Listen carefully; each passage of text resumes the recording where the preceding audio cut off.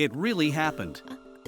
Lewis Hamilton, the 7-time world champion, said the words that no Ferrari fan would ever want to hear. Sharp, almost surreal words that left the entire paddock speechless. "I would need a brain transplant to drive this car." A sentence that has the weight of a boulder, pronounced by one of the most talented and successful drivers in the history of Formula One. But the problem is that it is not just a bitter joke. It is the symptom of a deep crisis, structural, technical, and perhaps even psychological. And if Lewis has reached this point, the question is only one: how serious is the situation really? The Jeddah weekend was supposed to be a turning point. After his exploits in the sprint race in China, fans expected Hamilton to improve, finally ready to get in tune with the SF25.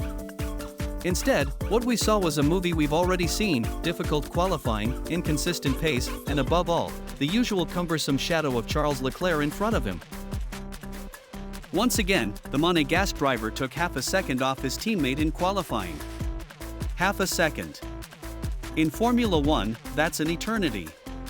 But more than the lap time, the post-session comments are worrying. Lewis didn't make excuses. He didn't mention technical problems. He didn't criticize the team. He simply said, "I can't drive it. I don't feel it's mine." As if every lap were a fight, a gamble, a forced dance with a car that doesn't respond to commands. And this is where Frédéric Vasseur, Ferrari team principal, comes into play, the one who strongly wanted Hamilton in the Red Project. In his apparently diplomatic words, a cutting truth is hidden: there is no time to adapt. This is not Mercedes. Translated, either you adapt quickly, or you miss the train. There is no room for excuses. Ferrari is in the spotlight 24 hours a day, every mistake is amplified, every word weighs like a millstone. And if the driver who was supposed to lead the Scuderia's rebirth is now in trouble, then the problem is twofold: technical and image-related. Because let's not forget who Lewis Hamilton is. The man who broke every record, who challenged generations of champions, who dominated an entire era with Mercedes. And now he looks like a scared rookie, driving a car that pushes him back lap after lap. His last attempt in Q3 in Jeddah he himself called one of the worst of my career. It's something we haven't heard in years, when Hamilton was still a young driver with a lot to prove. But now things have changed. Lewis came to Ferrari to write a legendary final chapter of his career, not to relive the frustrations of his last years at Mercedes. And instead, it all seems the same. Or maybe worse. The SF25 behaves like a capricious diva. Nervous at the rear, unstable in traffic, unpredictable in setup changes. Even the updates brought to Jeddah, designed to improve the stability of the surface and grip in the corners, have not produced the desired results. Hamilton said that it seemed like we were back to square one. As if every piece of data collected, every progress, had evaporated. A devastating feeling for a driver who has made the feeling with the car his superpower. When you don't trust the car, when you don't know what to expect from one lap to the next, you stop being a champion. You become a passenger. Meanwhile, Leclerc, silent, efficient, constant. The internal comparison is merciless. Charles is 3 positions ahead on the grid, drives with confidence, transmits calm to the team. And above all, he brings results. While Hamilton struggles, the Monegasque is increasingly becoming the internal point of reference. And here comes another uncomfortable question: can Ferrari really build a project around Hamilton, or is Leclerc already the undisputed leader? The internal tension is palpable. You can feel it on their faces, on team radio, in interviews. And Lewis himself said it: the fans are not happy. The team is not happy. The bosses are not happy. It's the first time Hamilton has shown so openly the pressure that surrounds him. A triple pressure, from which not even his experience can completely protect him.